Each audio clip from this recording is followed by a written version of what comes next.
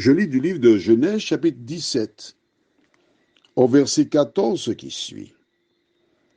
Un mâle incirconcis qui n'aura pas été circoncis dans sa chair sera exterminé du milieu de son peuple. Il aura violé mon alliance. Notre Seigneur, notre Dieu, alors que nous avançons dans la compréhension de la circoncision, nous réclamons la présence du Saint-Esprit afin de comprendre et d'appliquer ta parole. Cette grâce, nous te la réclamons au nom de Jésus pour ta gloire éternelle. Amen.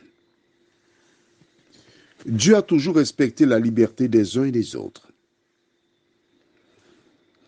Mais Dieu fait une alliance avec Abraham et ses descendants, selon laquelle toute personne qui appartient au clan d'Abraham doit être circoncis.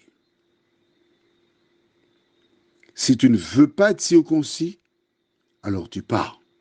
Mais tu as le choix.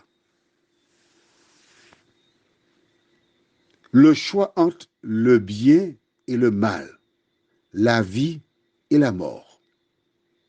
Pourquoi Dieu tenait-il à ce que tous les mâles soient circoncis?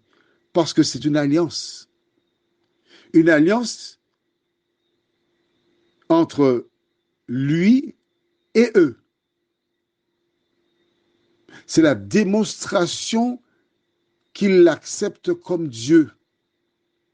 La démonstration qu'ils veulent lui appartenir, marcher selon sa parole. La démonstration prouvant que nous désirons que tu sois là avec nous. C'est aussi simple que cela.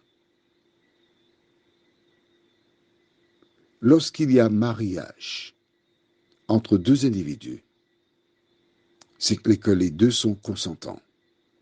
Les deux décident de vivre ensemble, de tout partager ensemble.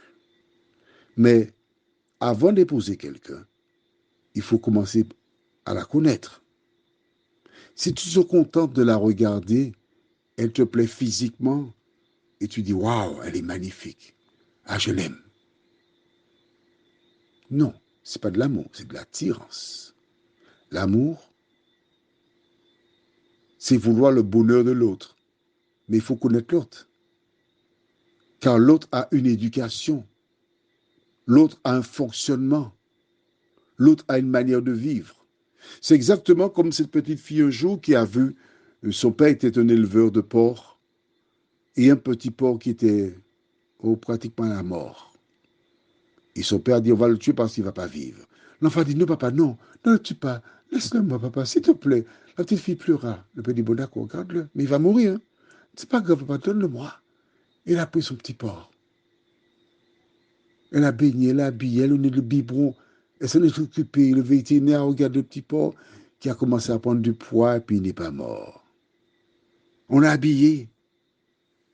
Le petit porc était dans la maison comme un animal de compagnie. Et un jour, la porte étant entrouverte, il a aperçu une mare de boue. Ah, il est parti. La petite fille a dit, viens, arrête-toi, tu vas te salir, viens, arrête, arrête. Ah, il est parti, il est tombé dans la boue. Il a commencé à rouler dans la boue, le vêtement est sale. Et à travers les mouvements du petit cochon, il est en train de dire, ah, c'est maintenant que je commence à vivre. Ah, ça m'a manqué. Ah, je suis bien là. Parfois, tu veux prendre quelqu'un et la mettre à ta table, mais c'est un porc. C'est sa nature. Tu ne peux pas la changer. Il y a rupture. Parce qu'elle veut, comme le porc, être dans la boue, et toi, tu ne veux pas être dans la boue.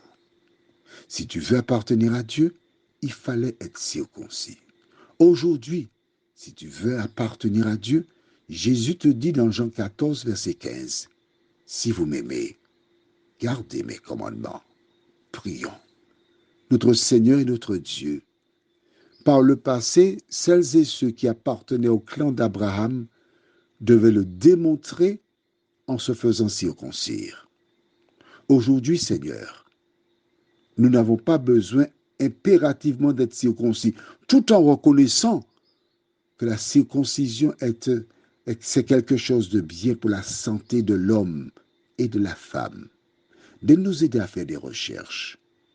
Et celles et ceux qui peuvent le faire, qu'ils choisissent en connaissance de cause.